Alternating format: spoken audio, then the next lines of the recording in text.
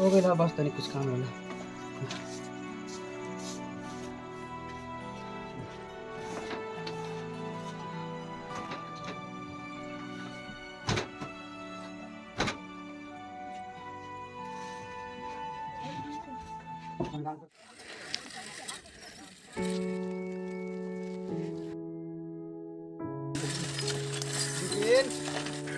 अंकित कहाँ बा? बकरी चरवाते हैं आप लोग, कह रहे हैं कि अंकित कहाँ है, होगा कहीं बकरी चरा रहा होगा। थोड़ा बोल देना कि वो उससे भेंट होगी तो बोल देना भैया का बहुत तबीयत खराब है, घर पे जाए। ठीक है, बेटा आएगा तो बोल देंगे। ठीक है।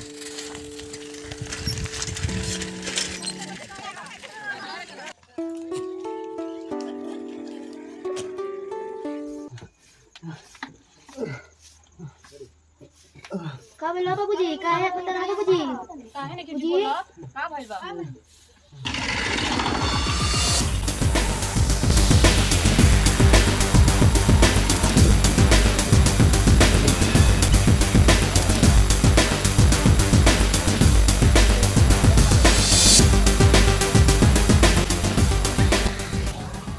होता है क्या? थोड़ा बहुत ठीक है। थोड़ा बहुत क्या पीते हैं यार? पहले दारू को बंद कराओ तब ना ठीक होगा। सांस फूलने की बीमारी है, कर थोड़ा पीते हैं।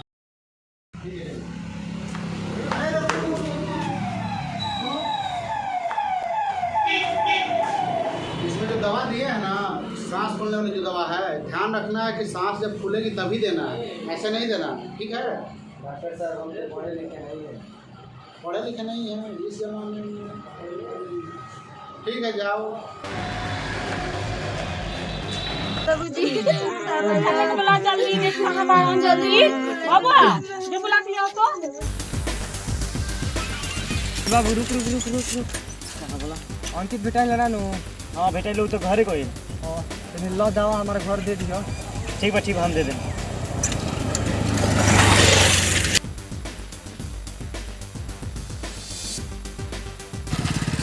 क्या बताइए ना कोई कि सांस फूले वाला दवा कब देवे के बाबू हम समझिए ना कोई नहीं। चलो जल्दी से काम करके लौट आई। यहाँ तक कि पूरा हमारे शरीर, हमारे पूरा परिवार इस सब के खातिर और हम इस सोच के पियत रहे कि हम ओके पियत रहे।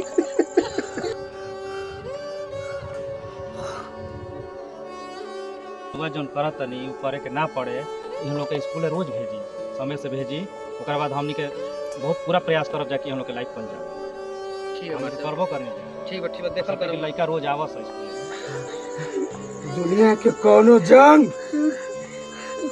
के लड़े खातिर हथियार के जरूरत पड़ेला, और ये जिंदगी भी एगो जंग है, और ये जंग लड़े के हथियार बक्से पर रख दिल बनी। और सुन, अब खुदे ना बबुलियों के भी, सब बबुलियों के भी वो हथियार दिए रे बाबा। दवाई ले आई लो चाचा, कहां रख ले बा? हम रखने पे लिया हो तनी। ले आओ खिया देता। अरे कौन है तो ये कौन रे? लो मैं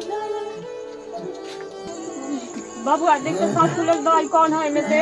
हां और ही चराल बकरी और ही बिना लकड़ी कल हम खा के लिया तुम काम मुश्किल से।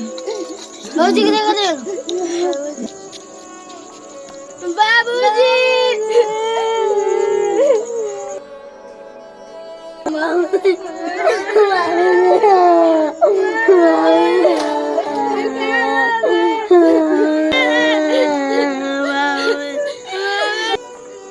काबिल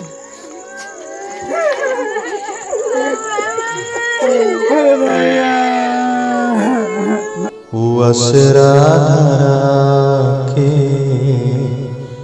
काहे छोड़ जाला, सपनवा में आके काहे जोड़ जाला। असरा धरा के काहे छोड़ जाला।